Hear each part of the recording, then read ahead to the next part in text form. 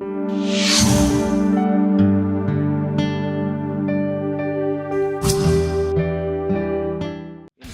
is not knowledge, and more often than not, information is completely biased. You can present people with a ton of research that points emphatically in one direction, but if it goes against their belief system, then they'll just find a way to dismiss the research. A lie can go around the world, in fact, before the truth can even tie up the shoes.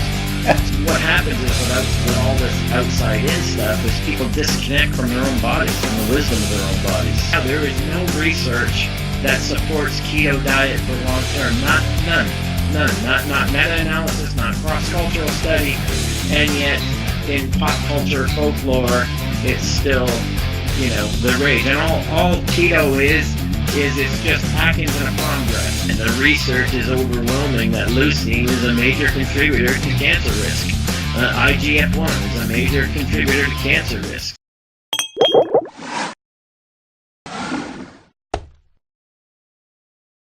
So it's a great honor. Welcome to Bros Do Science.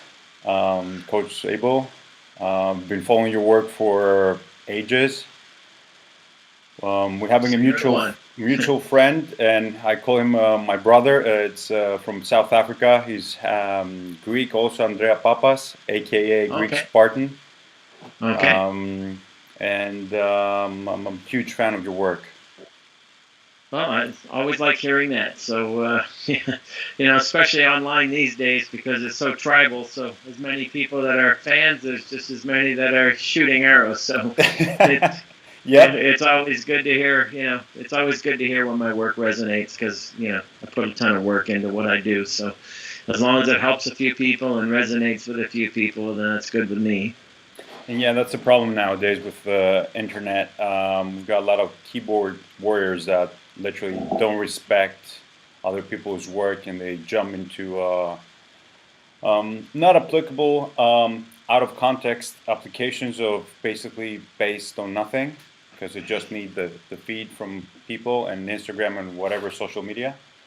So, yeah, one of the frustrating things for me is people going so much to social media for information, not realizing that information is not knowledge, and more often than not, information is completely biased, especially when it's presented in social media. What bothers me the most, I think, in this day and age, when it's so easy to get our hands on research, is that people are in denial and dismissal of the research, and that absolutely, as an educated man, that boggles my mind that people will, if the research isn't something they want to hear, then they'll just dismiss it, right? And it's like better to go with their opinion. So lately I find in these interviews I've been doing, I tend to be reminded of a line from Game of Thrones that I've been listening to a lot, and that line is, belief is the death of reason. So you can present people with a ton of research that points emphatically in one direction, but if it goes against their belief system, then they'll just find a way to dismiss the research, even when the research itself is completely overwhelming and, common sense would dictate that's the direction you would go. So it's very frustrating these days. It's frustrating, and also people with your expertise and your experience for it's more than 30 years now. It's, I don't know, I just find it disrespectful, if I can say that, because people are biased, but what I usually say is you can have your own opinion, but you cannot have your own facts. Right. But we've seen this in political discourse for decades as well, where especially in the States where it's so divided, red versus blue. Yeah. What you'll see is that people take those facts, which are indisputable, and then both sides put their own opinionated bias and spin on them according to their own paradigm, blindness or bias, whatever that may be. So we see a lot of that in the fitness and diet industry as well. And unfortunately, there's people that, like you said, they pass themselves off as experts, but they don't pass the criteria, and they don't even know how to read research. They don't know which research is valuable, which research is inclusive. which research really isn't, or which research is should have skepticism attached to it. They all really want research that reinforces a biased opinion that they already hold.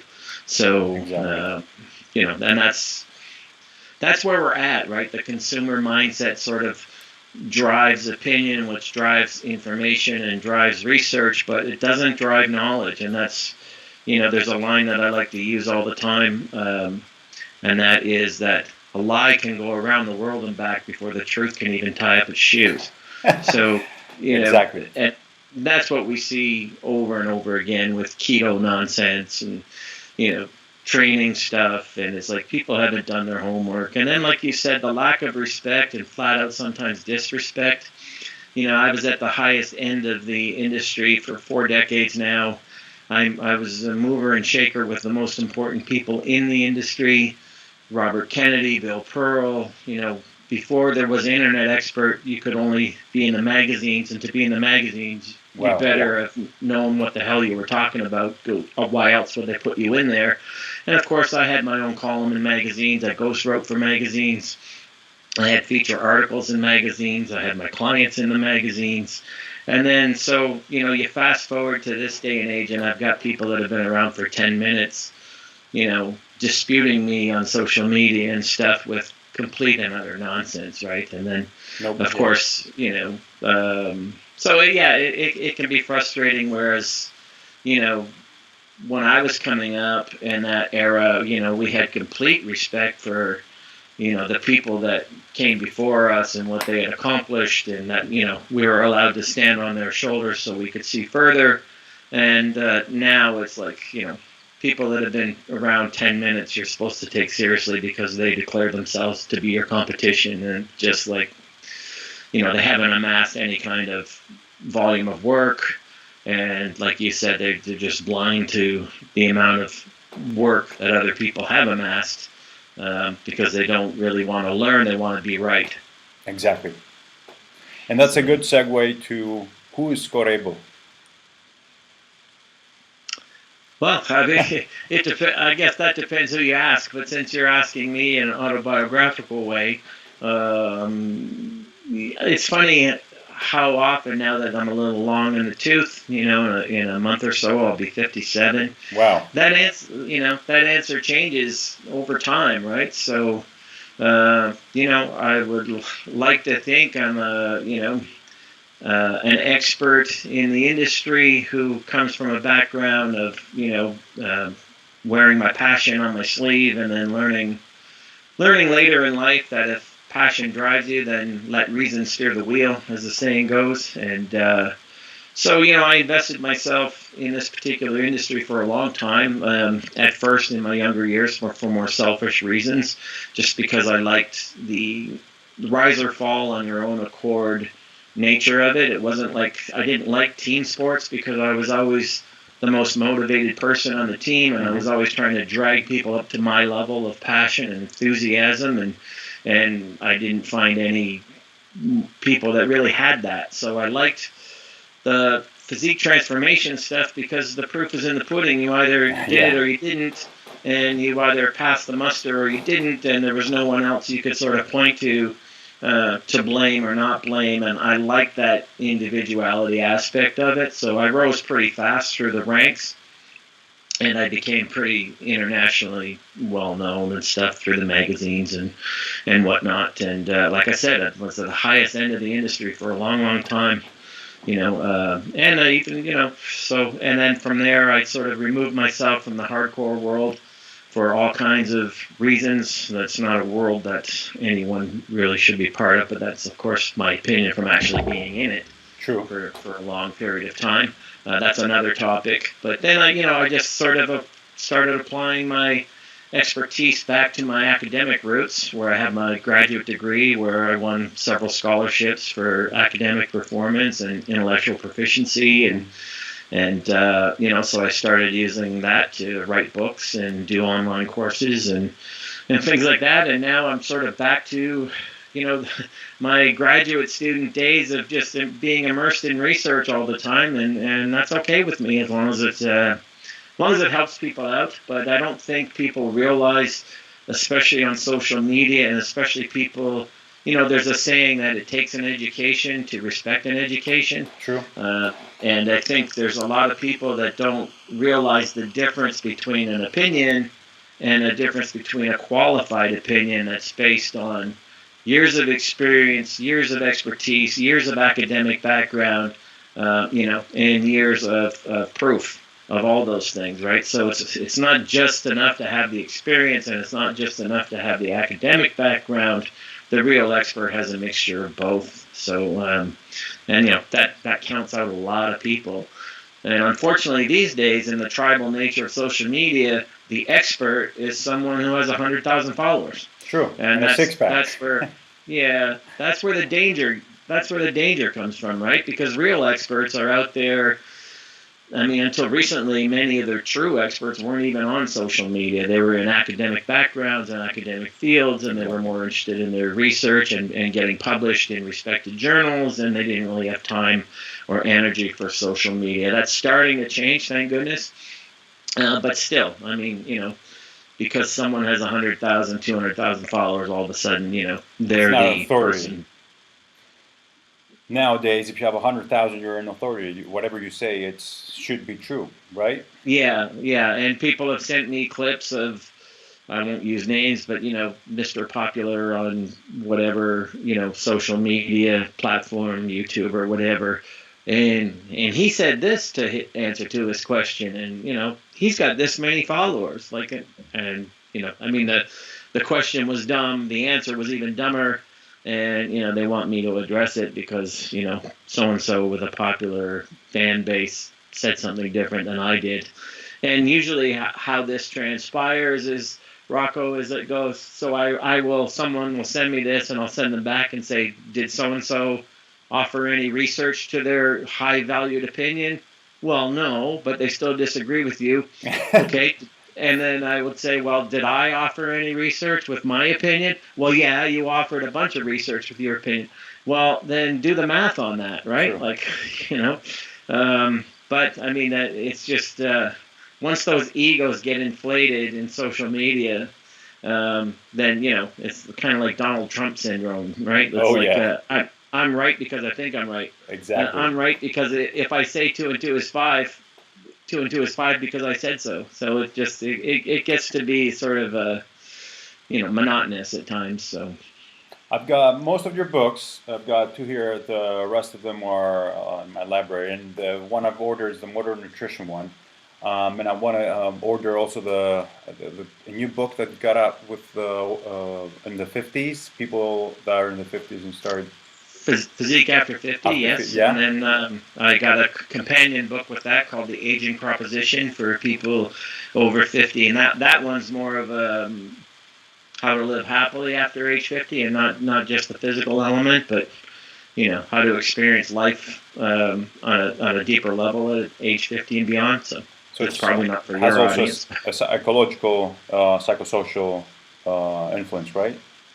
Yeah, my background is in social work. My education is in social work. I think that's one of the things that separates me as a physique transformation coach is, that element has been imprinted upon me. So you'll see most people being online coaches who have a fitness-based knowledge or a nutrition-based knowledge, but they don't have a sociological, psychological-based knowledge in terms of how to deal with people from where the people are at. Exactly. And I think that's one of the things that separates me from most online coaches is, my background in working in, counseling and people from all different population bases and demographics really allowed me to be, adaptable and flexible to, where a particular person is coming from rather than just my own base of expertise. So you have to reach people where they're at and not expect them to reach you where you're at if you want to be a really good, what I call a big C coach. True. And it's about conscious coaching, which is the most important part. And it's not about what you like. It's understanding the basic principles of psychology and basically who you're having to train or coach or help. Yeah, I mean, the bottom line is whatever someone's goals are, physically or otherwise, it's because they believe reaching that goal will make them feel better about themselves, their lives, and whatever. So, oftentimes, I end up coaching people to realize they don't need the physique transformation to have those experiences. So, especially with females and weight loss, a lot of the times is, I want to lose the weight so I can feel better about myself, ... Whereas the reality is, no, when you feel better about yourself, you'll lose the weight. Sure. And they don't make that upside down equation right side up. So that's the kind of thing that I do. And, along that lines with my books and stuff, we just this week, which will be a few weeks old by the time, you launch this, but I just launched my Food Freedom course as well, which is for people who are trapped with food and diet obsession. And that's another carryover from my years in the hardcore world. The dieting for physique competition left a lot of people with post-competition eating disorders, really severe ones. And then my reputation became that I could help people work through that and get past the metabolic damage if they had a lot of rebound body weight. So a lot of people from outside the industry then started writing me who were just like classically overweight for the reasons that I just described. But they have like severe food and dieting issues. I call it life inside the thin cage. So they live behind a prison of food and diet obsession. So we just launched a course on that, and I'm so confident in that course. The whole first module of the course is free, so people can do like a whole first. It'd be like doing a quarter of a semester of a degree program, and then seeing if it's right for you. So I offer the whole first module is free, so people can see. And that's in abelfitness.com, right?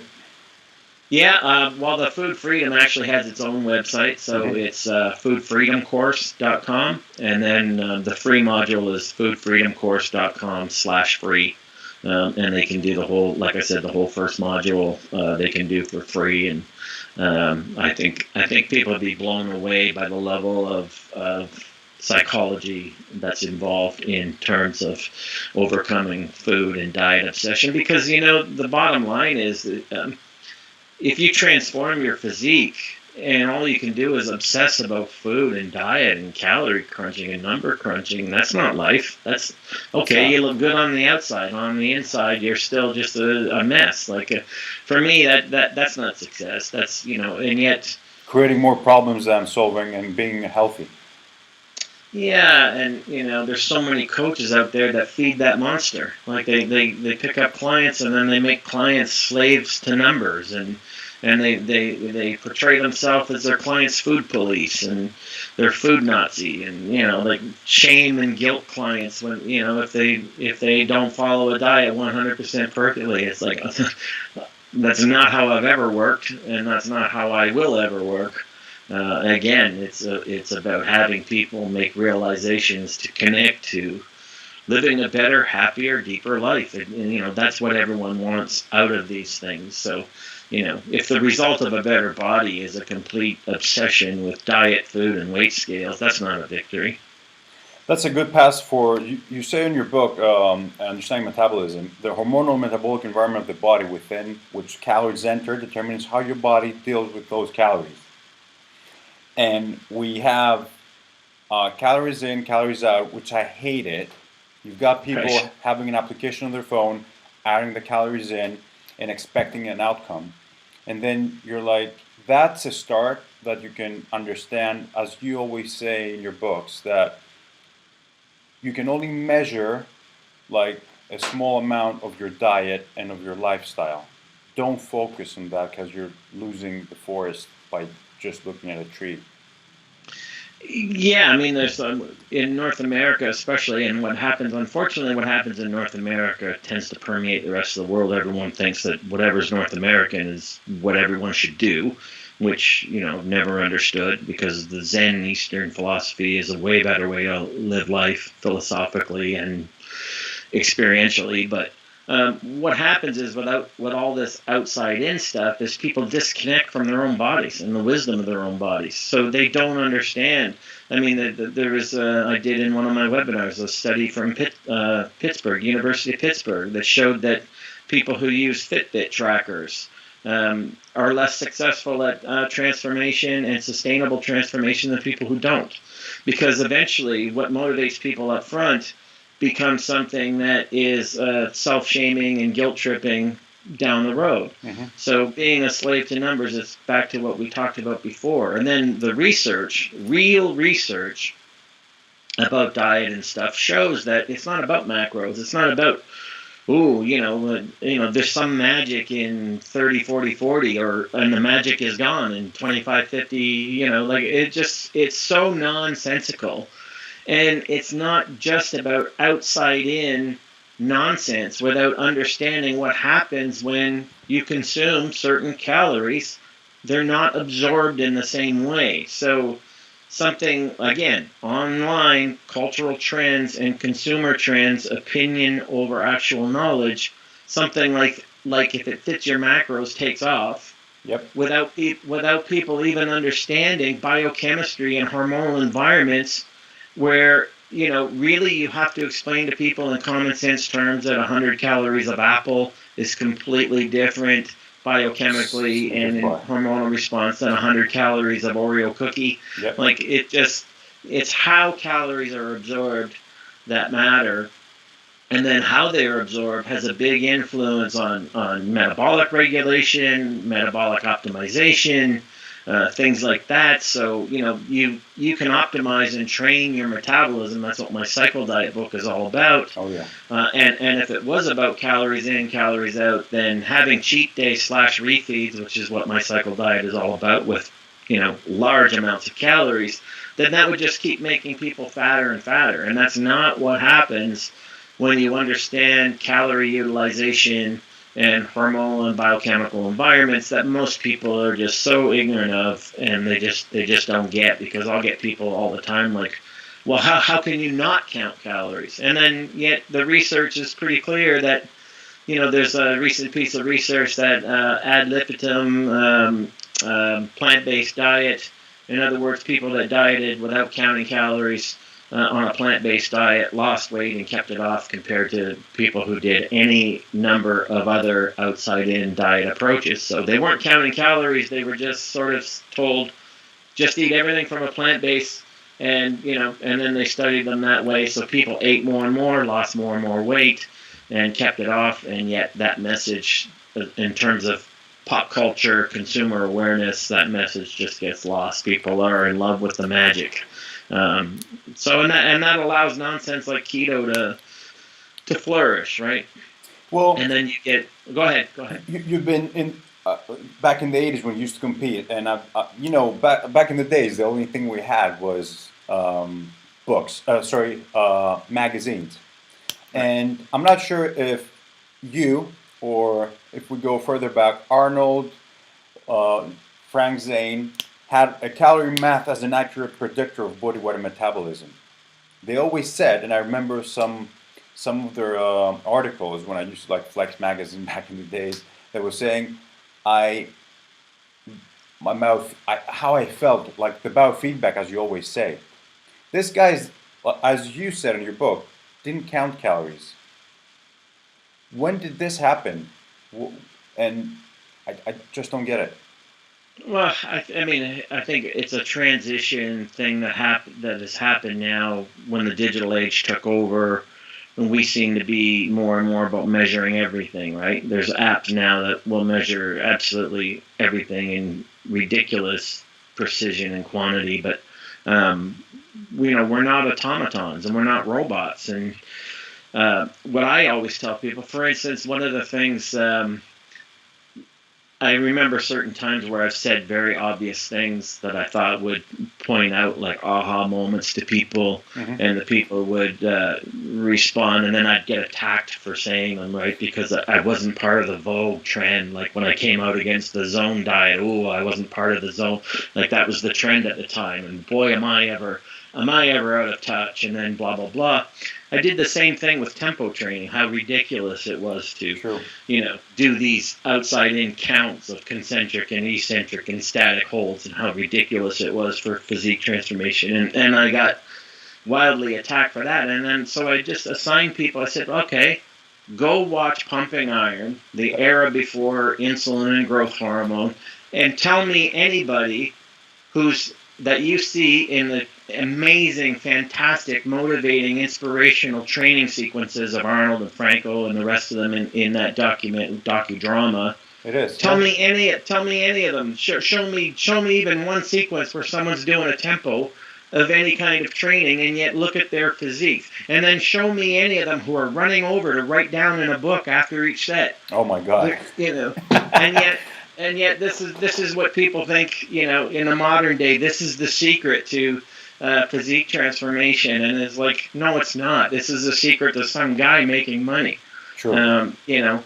Telling you that the more things you can count, the more control you are in of something, whereas these guys, they could just tap into and listen to their bodies. And, I don't know, you got a younger crowd, they might not even know who Bill Pearl was, but Bill Pearl was kind of the first mega star in bodybuilding before Arnold. There was Bill Pearl and nobody else. And Bill Pearl, I was fortunate enough, he was my mentor. Wow. And, I latched on to him when I lived in California and when I lived in Venice Beach for muscle camp. And he took me under his wing, and he stopped me one day in the gym, and he said, "Scott, what's your mindset? What are you doing?" I said, "Well, what do you mean?" He said, "Well, you train like you've got something to prove. You should be training like you've got something to accomplish." And I was like, "Wow, yeah, like, it wasn't about impressing other people with how many force reps I could do at the end of the set, and I was still young, right? So, I was like, wow, what a mature comment for an immature young person that I was at the time to try to absorb and understand. And because I kind of had this reputation down there in California, they called me the crazy Canuck and the Canadian, and all the right people really liked me, like Joe Gold, and all these people liked me a lot. Because of my approach to stuff. I wasn't, I was very serious about it and stuff. But I remember when Bill Pearl pulled me aside that day, it was just like, and then from then on, things changed. But, he was my mentor, and I never, ever saw Bill Pearl talk about tempo training or talk about, rest this long between sets. I've never known, and I trained, don't forget, afterwards, as I became really well known in the industry, I became what Robert Kennedy called the trainer of champions, and I was training Olympia competitors and national competitors and all, and I never saw a single one, not one, who used tempo training. And I produced thousands of champions, and I trained with top Olympia, and there wasn't any who were doing, slow, 2 on the concentric and 4 on the eccentric and a 1 second static hold. And, it was so foreign and so far away from the reality of what was going on. And it's a good example of what passes for knowledge on the internet, that, the saying, bullshit baffles brains. Yep. So, the more complicated you can make something, then the more fascinated the consumer mind seems to be with it, even though there's no understanding. The reality is, as Einstein said, genius is simple and simplicity is genius. Yep. So, it's all, and don't ask I was interviewed once a long time ago, and they were, it was some expert who had never been there, done that, and... Typical. What's that, sorry? It's typical nowadays. Yeah, so they were asking me what I thought of this guy, which I had no respect for. Anyway, that's a whole other story, but I had no respect for this guy. And they were saying, well, he said this, and he said that, and he said this, and he said that. And you say something different, why should we believe you? And I said, it's easy. If you want to know the best way up the mountain, ask the man who travels it every day, not the man who sits at the bottom and studies it. Amen. So, and that goes back to the expertise. What is an expert opinion? It's an experienced, academic, educated, informed opinion, not just a gathering of knowledge, but an application of knowledge over years and years that elicits results. Exactly. And when it didn't elicit results, you let go of it, right? So, we see that right now. There is no research that supports keto diet for long term. None. Not meta-analysis, not cross-cultural study, and yet in pop culture folklore, it's still, the rage. And all keto is it's just Atkins in a prom dress. Yep. That's all it is. Yeah. But so, that's the big thing now. Carbs make you fat. And yet, what we're seeing in the real research, now that some really good, solid researchers have come together and organized research from the past to the present and put it in, very easy categories to find. And what we are seeing now with Michael Greger and Esselstyn and Garth Davis and so many other of them. And what we're seeing now is the complete opposite, right? Carbs are what make you lean and keep you lean. Exactly. And up to the fact of if people wanted to break that down into macros, it should be something like 80-10-10. 80% carbs, 10% fat, 10% protein. As high as you can get your carbs, the better. And if you're going to track any number, it should be fiber, not protein. Yeah. And now what we're seeing in the research as well is that protein, regardless of saturated fat content, animal protein is making people sick. It's making people fat. It's making people sick. And it's just now starting to penetrate into the research, but it'll be a while before it penetrates the cultural zeitgeist in terms of, what people are willing to believe. In my protege, Andy Sinclair, who I'm sure you've seen, yes. Very ripped model, all that stuff. Just a week or two ago, someone approached him in the gym and said, "Wow, how low do you have to keep your carbs to stay that lean all the time?" And he was like, "Actually, my whole diet is carbs. If anything, what I keep limited is protein." So we see a lot of that. A lot of the sort of, it takes a while for the trickle-down effect of what's happening in research to penetrate pop culture because you can't. The truth is something you can't sell. People are more interested in what they can sell. True. What's your comment regarding all the leucine thresholds regarding MPS into especially hypertrophy or resistance training athletes? I'm not going to talk about sarcopenia over 50. I'm just going to say about recreational athletes or professional athletes. Well, recreational athletes need to stop right there and consider who they are and where they are and why they're at. Do you really need to be taking something to the nth degree, that a professional might be doing who only lives and breathes that one thing, right? Okay. So, there's a little bit of rationality involved there, to live us. And I'm trying to separate that because people read research or listen to YouTube. But it's different if you're going to go to the gym for an hour as a recreational athlete, and it's different if you're a pro, which means you breathe, and the only goal you have is being an athlete. Yeah, I mean, and I was in that world, right? I was in that world for a long time, and I can tell you, I served on the board of a few supplement companies, and I was an endorsed paid athlete for a few supplement companies, and guess what? None of it had to do with supplements. It was just a facade, right? Nobody took supplements. As a matter of fact, we used to do photo shoots with the meal replacements and stuff, and they would supply us with a garbage bag to a garbage pail to between takes of a video or a picture to be able to spit it out into the garbage pail because no one ate that crap. We sold it, but no one ate it. So that's another thing that boggles my mind. You've got these hardcore bodybuilders who live in that hardcore subculture world, right? And they put the cult in subculture. Yeah. And they got a gazillion fans, and people aren't even questioning, hey, these guys are juiced to the max. What do you think is happening with, you're going to take their advice based upon the fact that they take 5 grams of testosterone a week and you're a natural guy, like you think that there's somehow something to offer you in that equation, you know. Sure. And people don't do the math on that. Like those bodybuilders that died a couple years ago, like admitting to what they were taking, which was insane. That doesn't, you know, anybody can jab a friggin' syringe into their ass. That doesn't take a boatload of knowledge. But all of a sudden, you've done that and you become an expert. Or a natural athlete. Yeah, there's a couple YouTube videos of bodybuilders before and after steroids that are really worth watching, very interesting. Because I'm sure when they were all juiced up, they were like the go-to person in their city or their gyms or whatever to give advice, and then you see what they look like after, and it's like you've worked out, you know, like it's like night and day. And I'm going to do a webinar on that eventually, because I've got pictures of myself when I was under the influence of PEDs, and then I've got pictures of, you know, myself at age 55 or whatever on the beach in Dubai.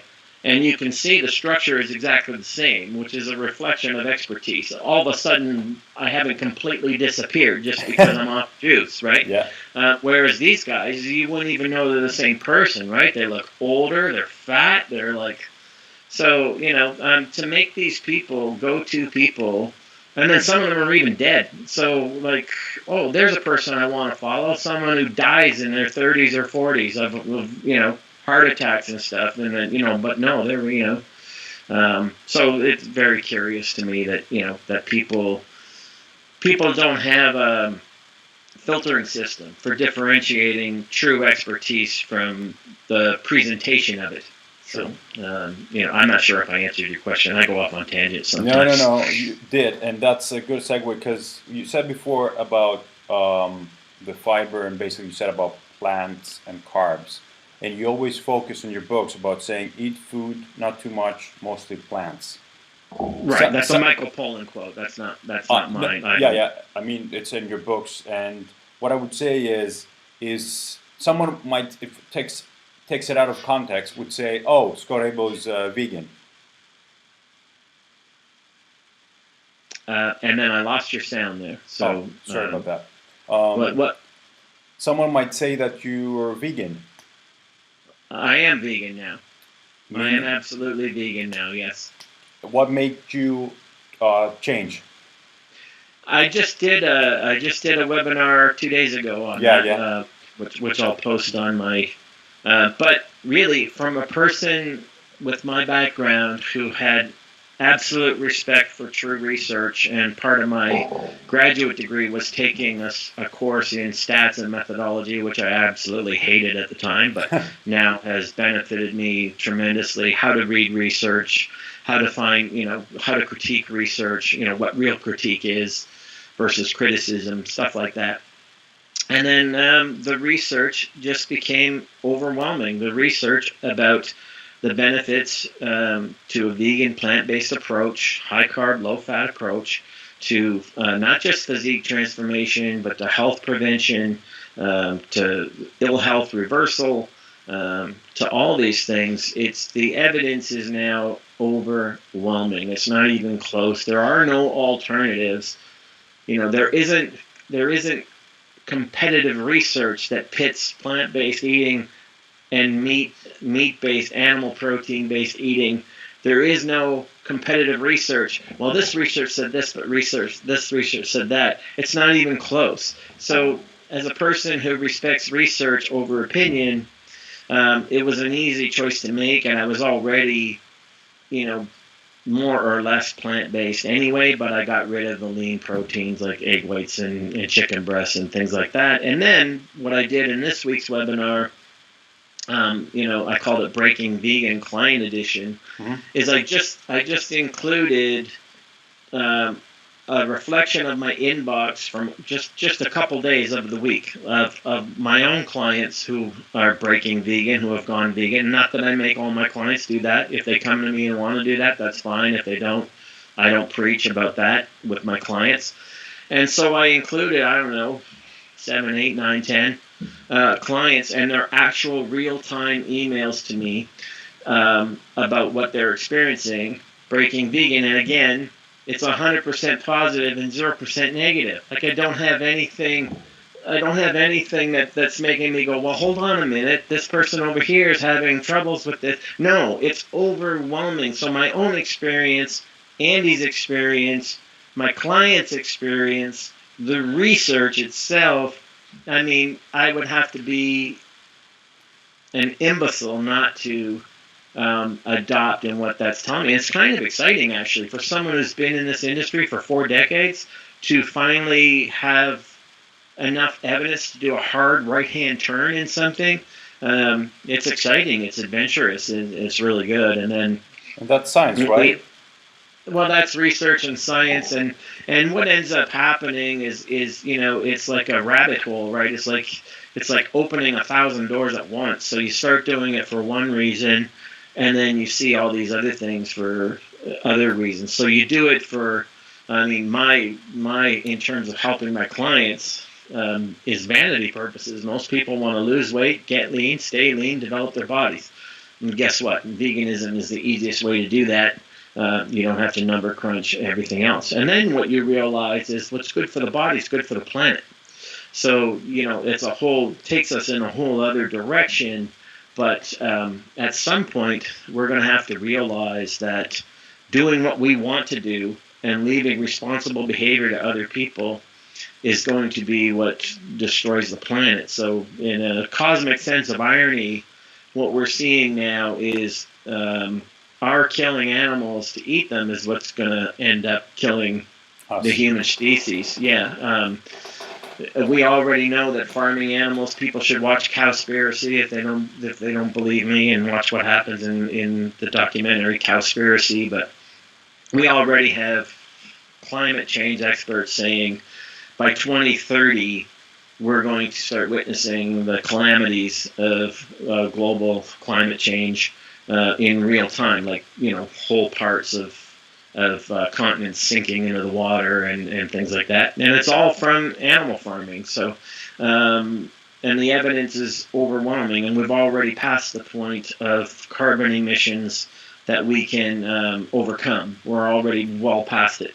And everyone's kind of like, la, la, la, la, la, I don't want to hear this. I don't want to hear it. Like, don't tell me that I need to be a responsible human being. I want to have a cheeseburger. And then, that whole documentary opens up with, one cheeseburger requires 660 gallons of water to produce that one cheeseburger.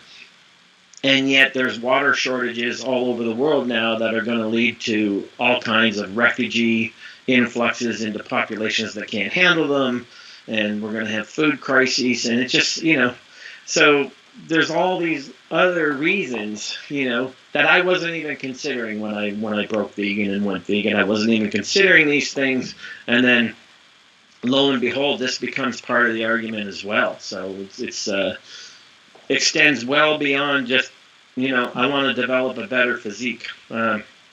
What if you could do so in a way that, produces a lot less selfishness and less harm to others and to the planet and all those other things? What was the main, if we're going to have a sneak peek for your 10 clients, basically, what was the main outcome? Oh, easy. It's what I talk about in my book, Understanding Metabolism, that you just held up, which was way before I went vegan, so there's nothing in there about that. But as I go through the client emails, we see one theme emerge. They start eating more and weighing less. So we ditch the animal protein. We start with an equivalent amount, portion-wise, of plant-based proteins, beans, legumes, that kind of, lentils, black beans, chickpeas, that kind of stuff. And then within a very short time, their metabolisms kick into another gear. And now I'm increasing their portion sizes, but they're not gaining weight, and some of them are still losing weight. The people should watch that webinar. I mean, I think when they see it, they'll be going, wow. And of course, I get permission from my clients to share their emails. It's not something I do because that's a very private thing between a coach and a client. So I had all their permission. So, like I say, real people, real world, real results. Sure. So, and the fact of the matter is, oftentimes, if we get back to physique transformation, it's people don't want to meet change on change's terms. So they want to meet change in the way they think change should be for themselves, and that's why very few people reach any kind of goal. So they like the idea of the goal, they don't like the idea of the sacrifices involved in making it. So if I could promise everyone right now, I have a diet strategy guaranteed to burn off your fat and in a sustainable way where you have energy and you're not tired and you're not going to rebound, would you do it? And everyone says yes until you say, then cut out your animal sources of food. Cut out dairy, cut out meat, well, come on now, I'm not going to do that. Well, then don't tell me you're willing to do anything. So, and I think until people do it, they don't realize just how easy it is to do. Mm-hmm. I think there's this North American diet mentality madness, I call it, that sticks in people's heads that sacrificing these things is going to be just that. It's going to be a sacrifice that, oh my God, it's going to be so hard. And the other thing, what you see in that webinar I did with my clients is the exact opposite. Once you start doing it, it's really so easy. There's less measuring, there's less counting, there's less nonsense. Digestion's better, elimination's better, energy's better, sleep is better. It almost sounds too good to be true. And like many researchers have said, like Greger and other ones, with everything I just told you about the positive elements, imagine if that was promised in a pill, it would be worth billions and billions of dollars. Sure. But when you tell people looking better, feeling better, better digestion, better sleep, leanness, just make the sacrifice of cutting out your animal sources of food, well, that's not worth billions of dollars, right? But if you make them some wild promise in a pill, true. Put the word magic in. If you put the word magic, everything becomes easier, right, to sell. Well, kind of like what you said earlier, right? Like branched chain amino acids and leucine and the research. Here we go again. The research is overwhelming that leucine is a major contributor to cancer risk. IGF-1 is a major contributor to cancer risk. So, who's talking about that? Who's peddling supplements? Nobody. So, and yet there it is in the research, loud, like right in your face. It's predominant in the research. If people want to type in Google search. Same thing with casein, correct? Casein, the same thing. And inflammation, gut microbiota, it's the same thing. Exactly. Just read the China study and then, you do a Google search for the China study and then you see headlines like China study debunked. And it's not been debunked. It's just been people who don't like it, what it has to say, saying, trying to find ridiculous arguments. And here's where that, like what we talked about coming full circle when we started, and you said, disrespect of people who have earned respect. You've got T. Colin Campbell, who spent 50 years, longer than probably all your listeners have been alive, 50 years studying diet and nutrition and effects on health. And if anyone was to have a potential bias in one direction, it would be T. Colin Campbell, who grew up on a dairy farm. True. So he was the one who exposed in the China study the whole element of the dangers of casein and dairy on human health and various types of cancers. And yet people attacked him religiously, and yet that work was so groundbreaking, it led to all kinds of other research studies that have found the same thing and more. As we get more into it, we see that it's not just the saturated fats from meats, but it's actually the protein itself. From we suffer in our world now not from undernutrition, but from overnutrition. So people are getting too much of stuff they don't need, in particular protein and fat. And that was my next question, because usually, you know it better. How many calories were you eating when you were competing? When you were bulking, let's say that word. Well, I didn't. I only bulked for a little while, and then I got lean, and I didn't want to bulk. So that's where the cycle diet was born. I wanted to stay lean. I didn't want to gain 60 pounds and die off 60 pounds. That just started to seem ludicrous to me, especially when you go through it. It's one thing to say it; it's another thing to keep going through it. Mm-hmm. that's when I developed the cycle diet. But when I was still counting those things, which is, way back, don't forget, I was still in my 20s before I gathered the knowledge that I have now. My diet days, even though I was 260 pounds with 10% body fat, and of course with the aid of performance-enhancing drugs, I'm not like keeping that out of the equation either, but my diet days were 1,800 calories, so not a whole lot of calories for a guy that big. I had, and I talk about this in my book, right? You've read it. Like, Yeah. I had so here I was, 260 pounds and barely, not even 5'10", and ripped and lean and in the magazines, and yet I had a client who was a bantamweight who Yeah, I remember competed that. He was at eating more than 3,500, right?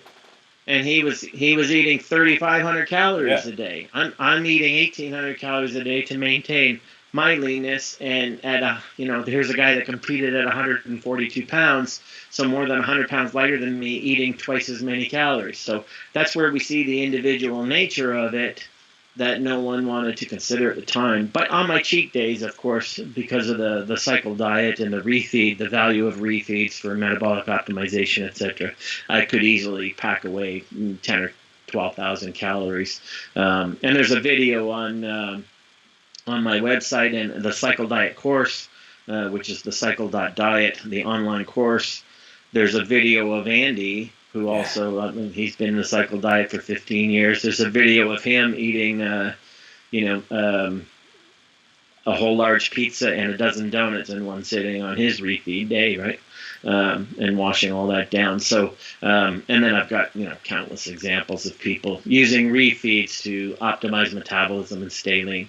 Can we dive into it? You're talking about supercompensation and deficit. You're talking about absolute deficit, right? And relative. Can we just talk about this a bit? Because you're saying and it was misunderstood many times when people said, oh, if you're doing the cycle diet, you need to be between 7 and 10% lean, which is not correct. It's out of context. I never said that. I think I might have said that I was that lean. Exactly. And it works better the leaner you are.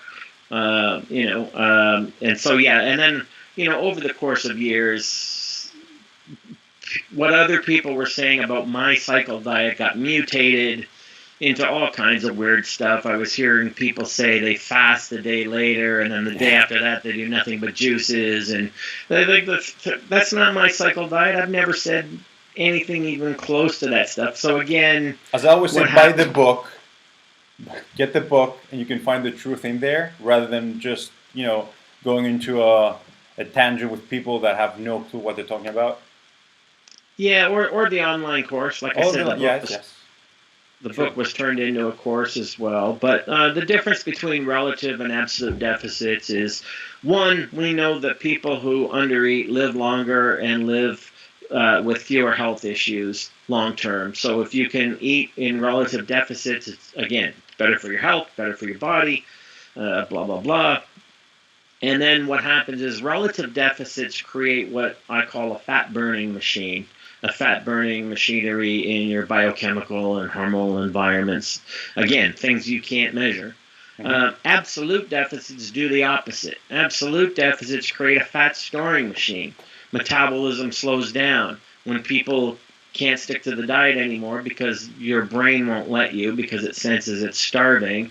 They start to eat, even if they can control the amount they eat. They've set up their body now to store more fat. And research shows this. Research shows, first of all, the most overweight people in the Western world are chronic dieters. Yep. So dieting is actually making them fat. And when they do rebound and gain the weight back, they gain a larger percentage of it as fat. So what that means is every time they go through that yo-yo cycle and they try to diet the weight off again, it gets harder and harder because their metabolism is more resilient and fights against it. And they've got more fat to lose than they had the first time. So in my book, Metabolic Damage and the Dangers of Dieting, I've got many letters from especially women who said, I wish I was as fat as I thought I was the first time I dieted. So because they gained so much weight from so many diets that, their starting weight initially when they weren't happy with themselves is something they can only hope for 5 or 6 years later. And that's the problem. People have no vision for long-term reality. That's why keto and stuff, the the reality of hope over experience. We know that short-term calorie deprivation like that, or carb deprivation, leads to long-term weight gain. And yet, decades and decades of this knowledge doesn't change people from buying into it over and over again. And we call that hope over experience. One of my mentors, Broderick Chavez, always says you cannot cheat biology. And that's an amazing thing which he says, because when you go into that deprivation and you go into that absolute deficit, you're playing with leptin, you're playing with ghrelin, you're playing with hormones that you cannot fight. They're going to fight back, and they're going to take what they want. Exactly. We evolved as, survival of the most adaptable. The Darwin syndrome is we evolved to put on weight easily and not sacrifice it easily. That's how the human species evolved, and we call that the biology of weight control. Exactly. And if you don't understand that, which most people don't, they only care about how the scale moves, even though the scale doesn't tell them what percentage is fat, muscle, or water. Exactly. Then you're doomed to failure. So, I always talk about the three realms of time: the immediate, the residual, and the cumulative. And what happens is, most people in transformation industry, whether it's just to lose weight for really overweight people, or physique transformation people who just want a body like Andy's or whatever, they think only in the immediate realm of time. They don't consider the element of the residual realm of time and the cumulative realm of time. So what you're doing today can have a pronounced effect for the positive or for the negative in what you're going to look like or be like a year from now. And it's funny, I had Dan John on my podcast, a year or two ago, and he said something really smart, and he's not a weight loss, nutrition, metabolism expert like I am, but he said something incredibly smart. He said, if people really have a weight loss goal, try to be 1 pound lighter every January 1st, just 1 pound. So what he was speaking about there was the reality of the cumulative realm of time. So instead of getting all caught up in 12-week online transformation contests, get caught up in 12-month realities and see where you're at. So I get people writing me all the time, I know people at my office, there's a whole group of them that are doing keto and everyone's losing weight and they're all excited. And I said, good. Write me in a year and tell me where they're at. That's it. So, and no one wants to hear it, right? Because they got the blinders on for short-term reality. And the base for every program, lifestyle. I'm Greek, and diet means lifestyle. If you cannot keep it, it's not a diet. If you cannot adhere to that, you're wrong, you're going to fail, and you're doomed to, as you always say in your books, the yo-yo dieting will make you basically fatter. I would say it won't make you healthier, not in your body, not in your brain. And that's why I always say I prefer the term diet strategy rather than the term diet. I prefer the term diet strategy. Veganism is a diet strategy; it's not a diet.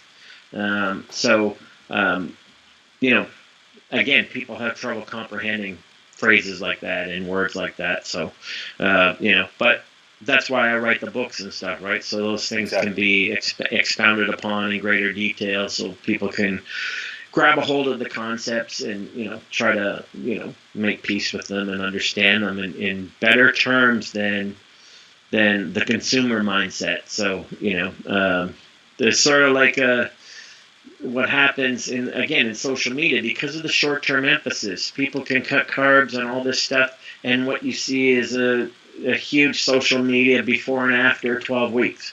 Right? Look what this person did in 12 weeks. This is awesome. This is great. Good for you. Way to go.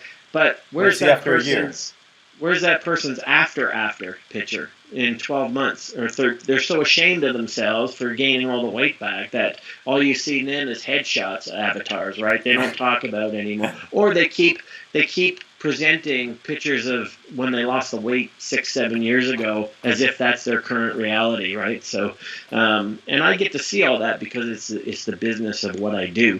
So, and other people don't. They see what they want to see. Oh, well, so-and-so lost 50 pounds on this magic diet. Well, yeah, that was 8 years ago and they've gained back 80. They just don't want to tell you that, right? So, and I forged a reputation in bodybuilding world because in my day, that's what people did. They bulked up and then they starved off and got lean. And I was the only one at the time who found a way through the cycle diet to stay lean year round. So I was getting all the guest posing gigs, I was getting all the photo shoots, and I wasn't even competing. And the competitors were pissed off. But that's because when everyone asked them to do guest posing, whatever, they were fat. So What made you do that cheat? I hate the word, if I may, because you choose to make that. You're not cheating. You're choosing to have that specific day that you can call it a spike day. You can call it a compensation day. Refeed. Yeah. Exactly. Can you explain that mechanism, please? Because people think the cycle diet is just let's eat 10,000 calories. Yeah. So refeed metabolism. What I did in the book and in the online course for the cycle diet is I use the example of professional competitive eaters. Okay. So like any other profession, you're good at a profession, you have to practice it, which means these professional eaters practice overeating on a regular basis, and yet the ones that I refer to in the book are really lean, right? Like they're the Black Widow or Black Widow, and they're exceptionally lean people, and they eat like massive amounts. And people say, wow, I wish I could eat that way and look like that. And I was like, no. They look like that because they eat that way. So, and people are like, huh? Like, you get that deer in headlights kind of look, right? It's like, if you understand how to optimize metabolism and how thermogenesis works and all these other concepts, then you understand the value to a refeed. Not because you want one, because you program your body to have one and use one appropriately to stay lean, be lean, keep the fat burning machine alive, things like that. I used another example in my Empowered Woman course where I was with a bunch of ladies from Colombia who have a whole different body image approach. Like, it's not the North American body shaming stuff. They all, I was with one particular lady from Colombia and then hung out with her friends, and there were all kinds of body shapes, right? They were thin, they were voluptuous, they were, curvy, they were, athletic, and all of them thought of themselves as really sexy. Like, there was no, oh, I can't wear this. And anyway, so I described going out for dinner at the time. This is going back to 2010, so I wasn't a vegan then. So I took her out for dinner, and we went to Ruth Chris Steakhouse, and she had a big cowboy ribeye steak, which is like 24 ounces. This is what I had. And she had an appetizer, she had a couple drinks, and then I thought we were done, but she wanted to have dessert, and she had dessert, and so I was explaining this in my Empowered Woman course, and sure enough, the same comment kept coming in over and over again because it was a live webinar, and I wish I could eat that way and look like that. And I'm like, no, she looks like that because she eats that way. She's someone who was never ashamed of her body, therefore never dieted, and because she never dieted, she never set in motion the biochemistry to gain weight and rebound and get fatter than she ever was. So here was someone unconsciously staying lean and very feminine and very, 5'5" and 115, 120 pounds by not dieting and by eating according to what her body told her. Exactly. Right? So, and then, it's funny, we've got all this magic formulaic calculations that people use and call it knowledge, and they're so disconnected from their body, they don't even know what works anymore. They don't know when they're hungry. They don't know when they're satiated. And then you've got people with a different approach to their body where they already feel sexy and good about themselves no matter how they look. Therefore, they're not tempted to shame themselves into some stupid deprivation diet. And then people don't make the connection of, I wish I could eat like that and look that way. No, she looks like that because she eats that way. So that's a hard education to give people who still want to believe in magic, right? Sure. So, the magic lies in the foundation of consistency, and whatever we do in a habitual way is where the magic falls or doesn't fall. Exactly. That's so true. And what you always say is coax the body and it will respond, force it, and you don't want to get that reaction. And it reacts. Yeah. Coax the body, it responds. Force the body, and it reacts. There's no more succinct way of putting all of this sort of, in something, easy to understand. So if you want to change your body forever, you coax it to doing that while respecting the wisdom of the body at the same time. So, it's people like we even got a phrase called keto flu. All right, something as ridiculous as keto flu, where you go on a keto diet and it makes you sick at first. That's your body communicating with you, I don't like what you're doing. Exactly. And then the knowledge and the wisdom is just hang in there. It all changes. No, this is your body trying to tell you something. Exactly. I don't like this. This isn't healthy. Don't do this to me. And then people are like, no. Ignore how wise your body is. And, your body your body will adopt to anything, right? Your body will adopt in its own way to radiation and chemotherapy, but you don't want to do that to lose weight. True. So, it's absolutely ridiculous, the level of chosen blindness that people have. So, and I remember it was about keto. I was in the gym training a client, and I was talking about carbs, and they were saying, "Oh no! I read a book that said because fats create more ADP, we don't need carbs." And I'm like, "All your metabolism is based on sugar, basically. So what are you talking about?" Especially your brain, and people don't realize that ketosis is an emergency state of the body. It hasn't existed in any culture that's been studied across the board. And people who want to pretend that they're smart, people who want to pretend that they're well researched in evidence-based facts, they will try to cite the Inuit. Well, the Inuit, they only eat whale blubber and fish, and then, well, it turns out... Because that's what they have where they are. If they had something else, then we eat something else, correct? Well, no.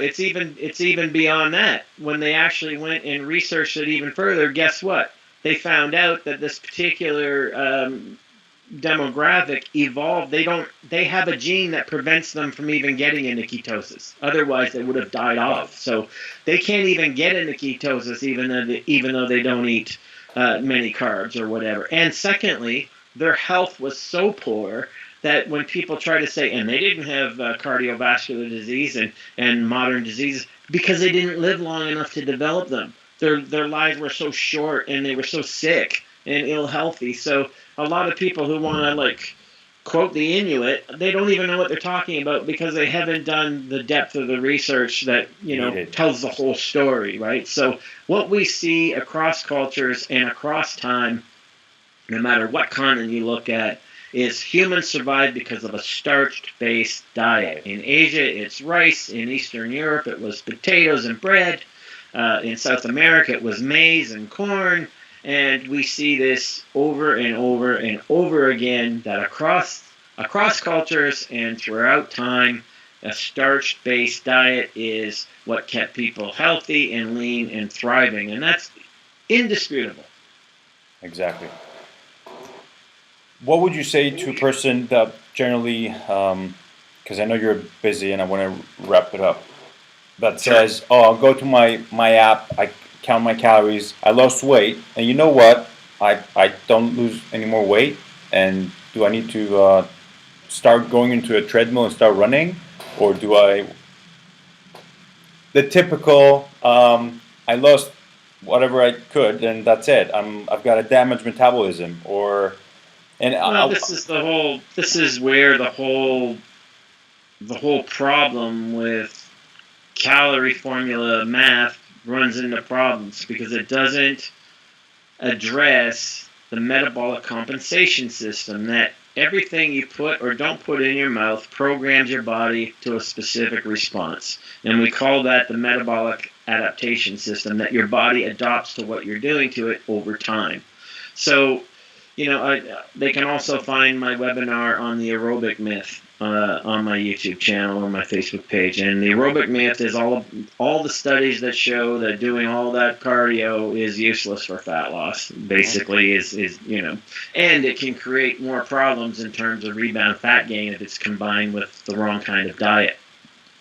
So this goes back to that Pittsburgh study where people, using Fitbit trackers and associated things end up becoming demotivated by them because it's the law of diminishing returns, right? Mm-hmm. If I have 100 pounds to lose and I start a deprivation diet, either relative or absolute, then because I have 100 pounds to lose, then up front, my body will sacrifice 30 or 40 pounds pretty quick. Yeah.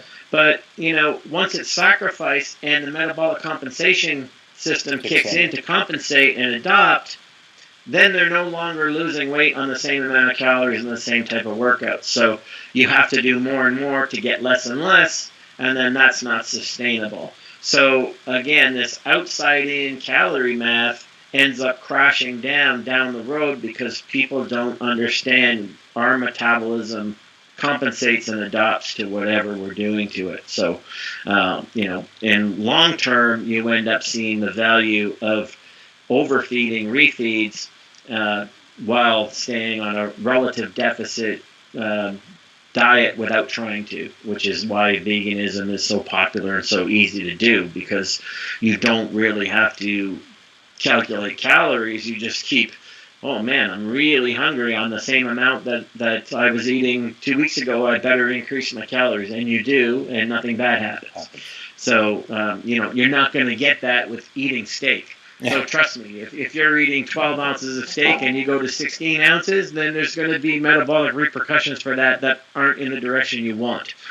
But if you're doing the same with beans, lentils and fruits and vegetables, then your metabolism optimizes to in a positive way of what you do want. So, and you're not walking around starving all the time. Sure, which is really important. Sure. What's next? Any new books? Any workshops? What's coming up? Well, like I said, this week we just released my Food Freedom course, so people can find that at I'll put the link www.foodfreedomcourse.com. And the first module, if they want to try it for free, for people who have food and eating issues, that's foodfreedomcourse.com/free. And then I'm actually still collecting the research and the recipes, but in the fall I hope to get all over a new project called 6-Day Vegan Diet. It's all about kind of using the cycle diet mindset to at least go vegan 6 days a week and keep an open 7th day, and sort of the value of that, and what will happen if you do that, and kind of based on my own experience and my clients and things like that. So it's just oftentimes what I experience in research, there's a delayed response to when I can put it into actual products, because I have to gather all that, then I have to put it together, then I have to organize it, and then I have to, at the same time I'm servicing my clients and, and doing webinars and doing podcasts like this one, and, so I can't do things as they're happening, and nor would I want to, because you want to work out the bugs and the kinks. You don't want to run to present something before you've considered all the variables, so that you're not blindsided by something that you didn't see that actually is consequential. So the 6-Day Vegan Diet, I'm pretty excited about that, and that'll be coming. I'll be working on it in the fall. I don't know if it'll be coming in the fall, but like this Food Freedom course, that was like, I did my Empowered Woman experience in 2012, I think, and a lot of it came from there, and working with people with food and eating issues from my bodybuilding career and beyond. So you could say that was like 15 years of work that I didn't even get around to organizing until this year, and then that took months and months of Mike and myself putting it into an organizational module format that we could release just this last week. So when I release a product, usually months and months and months have gone into it. My hard gainer solution, That took months and months. Andy and I started shooting that on Super Bowl Sunday, actually, the year we did that, and we weren't done until the following September. So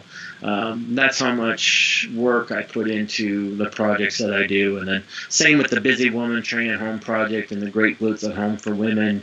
Those things took about the same amount of time, actually. So, I'm very methodical when I put together products because I don't want them to just be money makers. I want them to have value for the people who invest in them so that they can say, wow, this guy really knows his stuff. I'm going to go back and buy this book or buy that product or hire him for coaching or whatever. So, I want to leave a legacy of value and truth. And, I could have sold out and made $1 million selling useless supplements. I had those offers over and over again early in my career. If I was going to go that way, I would have went that way by now, and I could have retired 5 times over.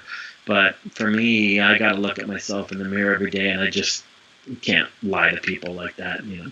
You're like, I've never heard a person talk about supplements as you told me what was happening in the past, and nobody comes out clear saying exactly what's going on in the industry. And thank you for that, and thank you for your books, because they're like, there's we see products that say GMO free, whatever. This is bullshit free, if I can use the term. Yeah. Okay. I like that. So, mind you, the problem there is I know a lot of online quacks and a lot of online scammers who use that very same marketing as a marketing tool. Mm-hmm. Well, this is the no bullshit zone. Meanwhile, everything they say is bullshit. Yeah. It's all about selling some supplement that people don't need. So I've never trained a single person who supplemented their way to a physique transformation, a sustainable one. No one ever did that by taking a testosterone booster or creatine or, DHA or any of these things. So, save your money, and if you're going to invest it in expertise, get good solid coaching, and get guidance.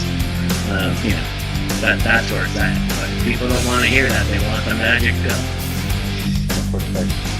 Coach Abel, thank you so much for your time. Pleasure. It was a real pleasure and an honor. And hopefully we can have a next podcast also with Andy and you, and creating when your new project comes out, and just going to have an amazing chat again. I'll be sure to let you know. So thank you for your time, and hopefully your followers will benefit somehow from this. I'll put all the links underneath the video, and I will connect with your Facebook and all your